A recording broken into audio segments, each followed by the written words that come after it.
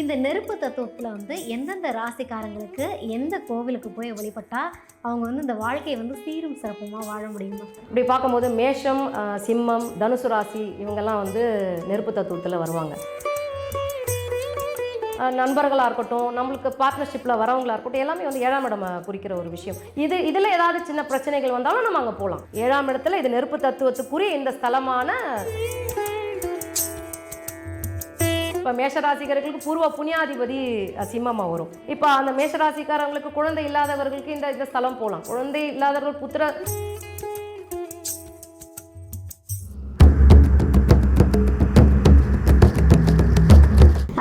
நேயர்களுக்கு வணக்கம். நான் ரவினா. இன்றைய நேர்காணலில் நம்மோடு இணைந்திருக்கக்கூடிய சிறப்பு விருந்தினர் பாரம்பரிய ஜோதிடர் கோகிலாவர்ணி அவங்க தான் இணைந்திருக்காங்க. வாங்க அவங்க கூட சேர்ந்து நிறைய விஷயங்களை கேட்டு தெரிஞ்சுக்கலாம். மேம் வணக்கம். வணக்கம். எப்படி மேம் இருக்கீங்க? நல்லா இருக்கேன். எல்லாருக்குமே தெரிஞ்ச ஒரே ஒரு விஷயம் என்ன தெரியுமா? இந்த உலகம் இயங்கணும் அப்படின்னாலே பஞ்சபூதங்களை அடிப்படையாக கொண்டு தான் இயங்க முடியும். இதை தாண்டி இந்த உலகத்தை இயக்கக்கூடிய இன்னொரு சக்தியாக நிறைய பேரோட நம்பிக்கை என்ன அப்படின்னா ஆன்மீகம் அப்படின்றது தான். கடவுள் தான் இந்த உலகத்தை இயக்கிக்கிட்டு இருக்கு அப்படின்னு நம்புவாங்க. ஸோ இந்த கடவுளும் பஞ்சபூதமும் இல்லைன்னா உலகம் இயங்குதா அப்படின்றது கேள்விக்குறியான விஷயம்தான். ஸோ இப்போ நீங்கள் நம்ம டிஸ்கஸ் பண்ணும்போதே ஒரு விஷயம் சொன்னீங்க, 12 ராசிகளுக்குமே ஒவ்வொரு பஞ்சபூத ஸ்தலங்கள் இருக்குது, அங்கே போய் வழிபட்டுட்டு வந்தால் நிறைய நல்ல விஷயங்கள் நடக்கும் அப்படின்னு சொல்லியிருந்தீங்க. இப்போ 5 இது இருக்குதுல்ல, பஞ்சபூதங்கள் இருக்குது இல்லையா, நீர், நிலம், ஆகாயம், காற்று, நெருப்புன்னு சொல்லிட்டு. இதில் முதல் தத்துவமாக இருக்கக்கூடியது நெருப்பு தத்துவம். இந்த நெருப்பு தத்துவத்தில் எந்தெந்த ராசிக்காரங்களுக்கு எந்த கோவிலுக்கு போய் வழிபட்டால் அவங்க இந்த வாழ்க்கையை சீரும் சிறப்புமாக வாழ முடியுமா? பஞ்சபூத தத்துவம் நீங்கள் 12 ராசிகளுக்கு கேட்டிருக்கீங்க. நெருப்பு தத்துவம் அப்படி எல்லா ராசிகளுக்கும் ஒரு தத்துவம் இருக்குது. இப்படி பார்க்கும்போது மேஷம், சிம்மம், தனுசு ராசி இவங்கெல்லாம் நெருப்பு தத்துவத்தில் வருவாங்க. இது மேஷ ராசி அப்படின்றது ஒரு 80% அது மாதிரி 70%, 80%, 70%, 100% பார்த்திங்கன்னா லக்னம் தான் பொருந்தும் நான் சொல்கிற பலன்.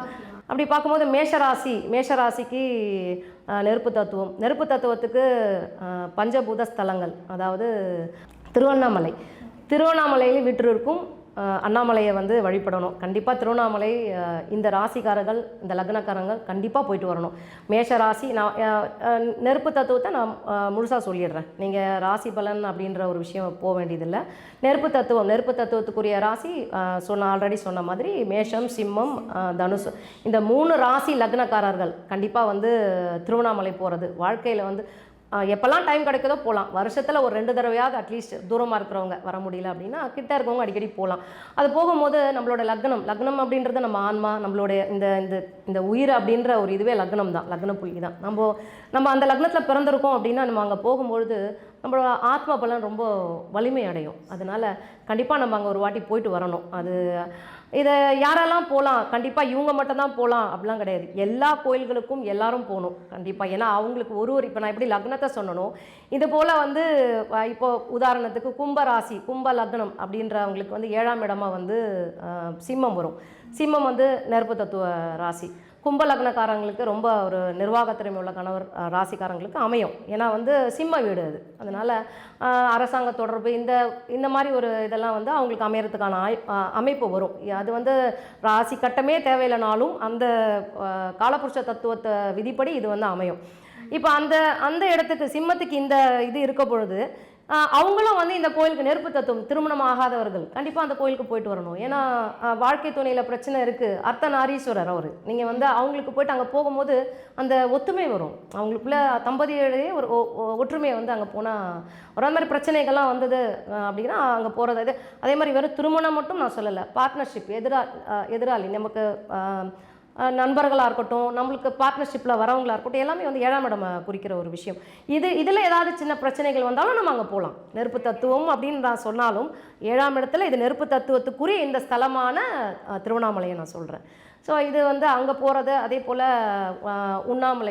அந்த அம்மாவும் வந்து நம்ம பார்க்கணும். தவறாமல் வந்து 2 பேரையும் பார்த்துட்டு தரிசனம் பண்ணிட்டு வர்றது ரொம்ப சிறப்பு. அங்கே தீபம் ஏற்றிட்டு நல்ல நெய் வாங்கிட்டு போயிட்டு நீங்கள் அங்கே வாங்குறத விட நீங்கள் அது பியூர் நெய்யை வந்து நீங்கள் வாங்கிட்டு போயிட்டு நீங்கள் போடலாம். ஒரு சுத்தமான நெய்யில் நம்ம விளக்கு போடுறது நல்லது. ஏதோ நம்ம கடமைக்கு எப்போவுமே வந்து ஒரு கோயிலில் வந்து பயத்தோடு போகக்கூடாது. இதெல்லாம் நம்ம தெரிஞ்சுக்கிட்டு ஒரு நல்ல ஒரு தைரியமாக மன தைரியத்தோடு அவர் நம்மளை காப்பாற்றுவார் அப்படின்ற ஒரு விஷயம். அவரை விட்டால் இந்த இதில் என்ன இருக்குது இந்த பிரபஞ்சத்தில், அது இறைவன் தான் அப்படின்ற ஒரு இது ஜோதிடம் இதெல்லாமே வந்து நம்ம எந்தெந்த இதுக்கு நம்ம தெரிஞ்சுக்கிட்டு அங்கே போகிற ஒரு விஷயந்தான். எல்லா இடமும் எல்லாரும் போகலாம். இந்த கோயில் வந்து சிறப்பான ஒரு விஷயம். இந்த மாதிரி ராசிக்காரங்களுக்கு ரொம்ப முக்கியம். அது இன்னும் சொல்லணும்னா நான் நிறைய விரிவாக சொல்லிகிட்டே போகலாம். இந்த ராசிக்காரர்களுக்கு இந்த இடம் இப்போ மேஷ ராசிக்காரர்களுக்கு பூர்வ புண்ணியாதிபதி சிம்மமாக வரும். இப்போ அந்த மேஷராசிக்காரங்களுக்கு குழந்தை இல்லாதவர்களுக்கு இந்த ஸ்தலம் போகலாம். குழந்தை இல்லாதவர்கள் புத்திரஸ்தானமே அவராக தான் வருவார்.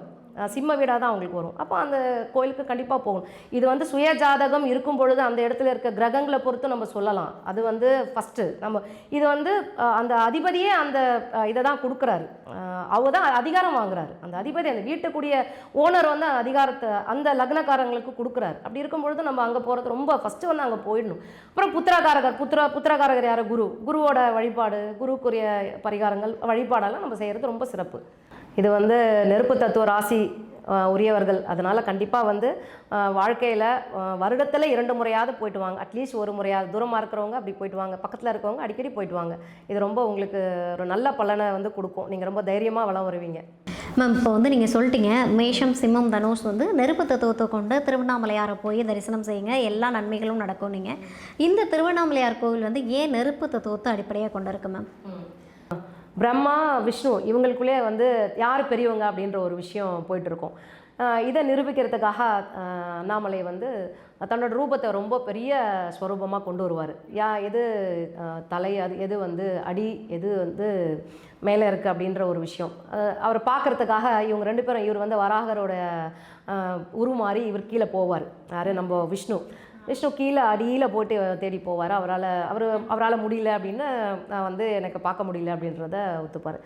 இவர் பிரம்மா என்ன பண்ணுவார்? அவர் தன்னோட அன்னப்பறவையில் மேலே போவார். மேலே போக முடியாது. அவரோட அந்த நெருப்பு பிழம்பு வந்து அன்னப்பறவையோட ஒரு இதை வந்து ஒரு ரெக்கையை வந்து தீச்சிடும். அது கீழே விழுந்துடும். அப்போ அது மேலே இருந்து தாழம்பூ விழும். அதை வந்து சாட்சியாக இவர் பிரம்மா சொல்லி நீ சொல்லு அப்படின்னு அவரை சாட்சியாக கொடுத்து நான் தலையை பார்த்துட்டேன். ஏன்னா தலையில் இருந்ததுன்னா அது விழுது. அதனால் அவரை சாட்சியாக நீ சொல்லு அப்படின்ற மாதிரி அந்த தாழம்பூ வந்து சாட்சிக்கு சொல்லுவார். இது வந்து தவறுதலான ஒரு தப்பாக வந்து பொய் சொல்லிட்டார். தாழம்பூ அதனால தான் வந்து சிவபெருமானுக்கு அதை உகந்த மலராக வந்து கிடையாது. அது பொய் சொல்லிடுச்சுல்ல அப்படின்றதுனால. இதனால் இந்த பிரம்மாவுக்கு வந்து எங்கேயுமே கோயில் உனக்கு இருக்காது அப்படின்ற மாதிரி அவர் சொல்லிடுவார். அவரோட அந்த பொய் சொல்லிட்டதுனால, பார்த்தேன் அப்படின்ற ஒரு விஷயத்த சொல்லிட்டதுனால இவர் விஷ்ணு பகவான் வந்து சொல்லிடுவார். அந்த மாதிரி அவங்களோட அகங்காரத்தை வந்து தாண்டுற, தனக்கு எல்லாமே தெரியும் நமக்கு அப்படின்ற ஒரு விஷயத்துக்காக, நான் தான் பெரியவன் அப்படின்ற ஒரு விஷயத்தை அடக்கிறதுக்காகவே அவர் வந்து நெருப்பு பிளம்பாக மாறி அந்த மலையே அது மலையாகவே மாறிடுச்சு. அந்த மலை தான் நம்மளோட அண்ணாமலை. அவர் தான் அந்த உருவமே அதுதான்.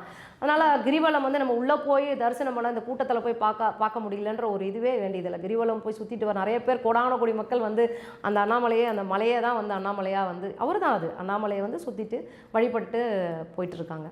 அதனால் இது வந்து தலகணம் அப்படின்ற ஒரு விஷயம் எப்போவுமே இருக்கக்கூடாது. தனக்கு தான் தெரியும் தான் அப்படின்ற ஒரு இது வந்து யாருக்குமே அது வந்துட்டால் அந்த ஒரு இதெல்லாம் வந்து அவர் அண்ணாமலை கண்டிப்பாக அதை சோதித்து அவர் வந்து தண்டிக்கிறத விட சோதித்து அவர் திருத்தி நம்மளை நல்வழிப்படுத்துறதுக்கு சில நம்ம கர்மாப்படி சில நமக்கு பிரச்சனைகள் நம்மளுக்கு கொடுத்து அதை மாற்றத்தை வரும். அதனால் இதெல்லாம் நம்ம வந்து கொஞ்சம் புரிதலோடு அந்த கோயிலுக்கு போயிட்டு வரும்பொழுது நம்மளுக்கு அந்த ஒரு நல்ல ஒரு உணர்வு நம்மளுக்கு வெளிப்படும். நம்மளுக்கு புரிதல் வரும். வாழ்க்கையை எப்படி கொண்டு போகலாம். ஒரு சில நேரம் நம்மளை அறியாமல் சில நேரம் நம்ம செய்கிற தவறுகள்லாம் கூட அந்த அண்ணாமலை நமக்கு உணர்த்துவார். அதனால் அந்த மாதிரி ஸ்தலங்களுக்கெலாம் நம்ம ஏன் இந்த தத்துவத்தோட நான் இதில் சொல்கிறேன். நிறைய கோயில்கள் இருக்குது, நம்ம போக அதை பற்றி பேசுவோம். இந்த தத்துவத்தை ஏன் சொல்கிறேன்னா இந்த மாதிரி தெரிஞ்சுட்டு நம்ம போகணும். ஓகே, கண்டிப்பாக நீங்கள் சொன்ன விஷயம் வந்து இப்போ பார்த்துருக்கக்கூடிய மேஷமாக இருக்கட்டும், சிம்மமாக இருக்கட்டும், தனுஷாக இருக்கட்டும், கண்டிப்பாக அவங்களுக்கு பயனுள்ளதாக இருக்கும். நீங்கள் சொன்னதுக்கப்புறமா வந்து திருவண்ணாமலையாரை போய் தரிசனம் பண்ணிட்டு வராதவங்க இப்போ போவாங்க அப்படின்னு நம்புகிறேன். இந்த பதிவு அவங்களுக்கு ரொம்ப பயனுள்ளதாக இருக்கும்னு நினைக்கிறேன். So thank you. ஓகே.